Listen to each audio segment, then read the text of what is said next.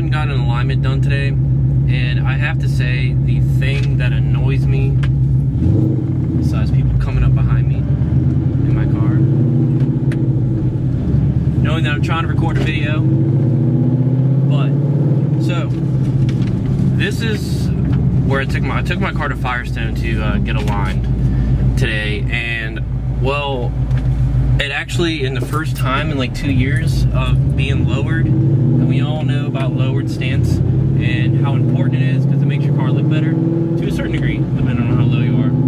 I actually had someone today who was like, man, I love your car, man. I was like, thank you. And then he was talking about, he's like, you know what I hate a lot? These lowered Hondas. And this is exactly probably how he sounded. But these are lower Hondas, man. I hate how they just rot around and scrape everywhere, and you gotta get behind them, and like, you know, you're just waiting for them to go over a speed bump, and I'm just like, bro, what are you doing? Hurry up, come on. I don't like that voice. I don't want to do that again. But that's how he sounded. It's really weird. But he had a point. So, $85 and like 52 cents. But that's like money that could have went towards a mod on the car.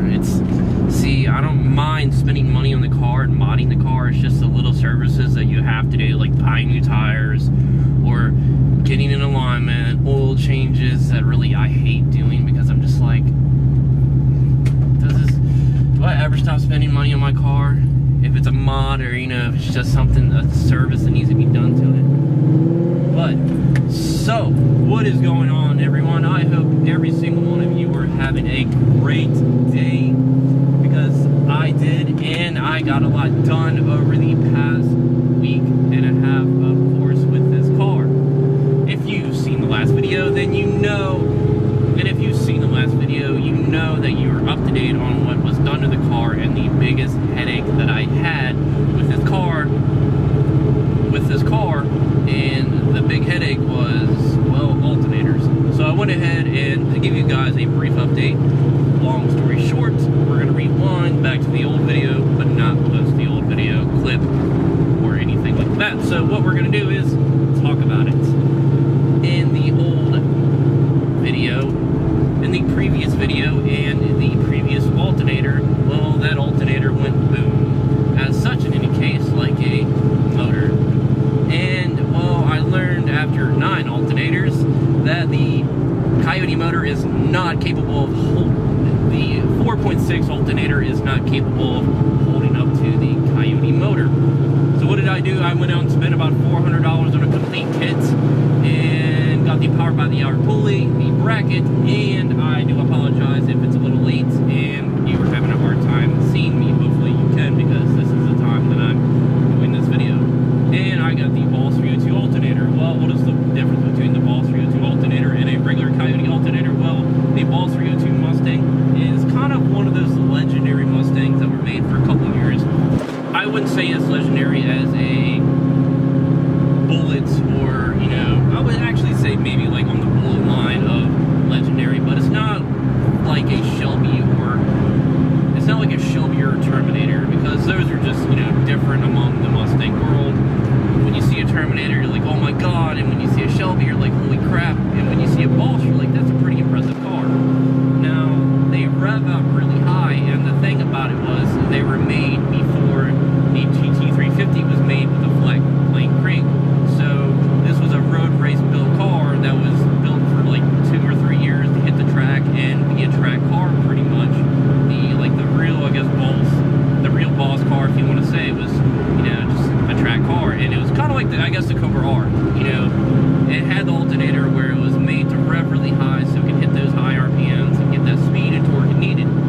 So then the Ford was like, hey, let's just make it for the Coyote cars. So that's what they did, and then they implemented some of the stuff to the 15 to 17 motors from the Boss, making the Gen 2 Coyote motor a little better than the Gen 1.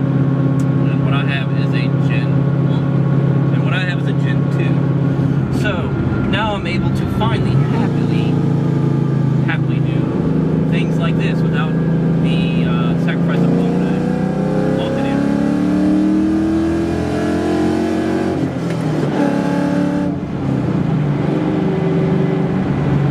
It's just music to my ears, literally.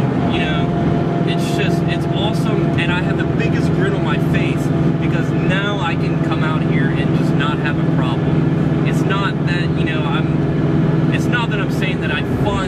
out here and, you know, just rev the hell out of my car or something like that and just do that. But now I can, you know, even if I'm just daily driving and I like to get on the car a little bit sometimes, I can do it with having, you know, no headache in my mind, that I have, you know, like a peace of mind and ease. My mind is at ease, and then I don't have to worry about blowing alternators unless something god awful else happens. And then at that point, we're just gonna have to tear the car apart and see what the hell's going on. Knock on wood or the steering wheel, that doesn't happen.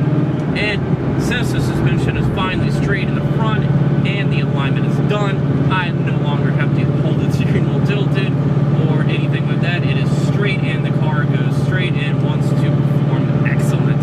So going around turns and stuff like that, I was rubbing tires kind of, and I think with the alignment it kind of fixed that a little bit. So, because I've been going around a few turns and stuff like that just to test it out, how good the alignment was, and I have to give Firestone, which is really random, and I don't know, really random, because they're not a performance shop, they're just a regular, you know, mechanic shop that you take your car to, just more commercialized, because Bridgestone and all that, and A+ for doing an A+ job on this car. And every time I take the car there for something, they're just really amazed. They're like, oh my god, because there's just always a different worker that gets this car, and he's like, oh, it's just regular 2 valve, until they pop the hood, they're like, what? When did this motor come in this car? Is this a 5.0? I've actually one time had a guy ask me if it was a 6.0. I was like, no. The motor, you know, the engine cover says 5.0 unless I customize that to fit a 6.0. But, you know, oh well. Doesn't matter. I'm a happy camper. And that's going to do it for this little quick update video, guys. Stay tuned for more. Subscribe for future content.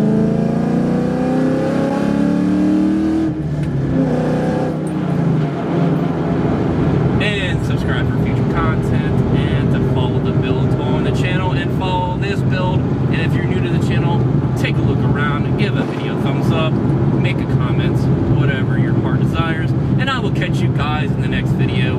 Have a great one, and we're gonna do video the 5.4 next, hopefully. See you later.